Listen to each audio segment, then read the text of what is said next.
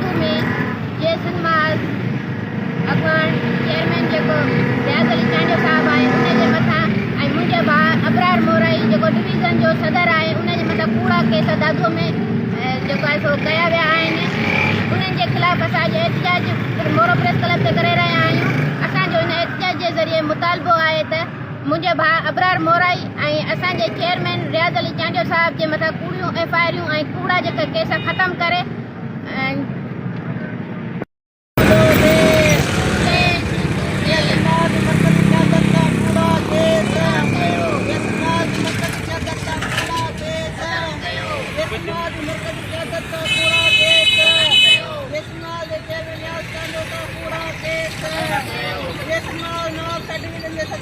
mori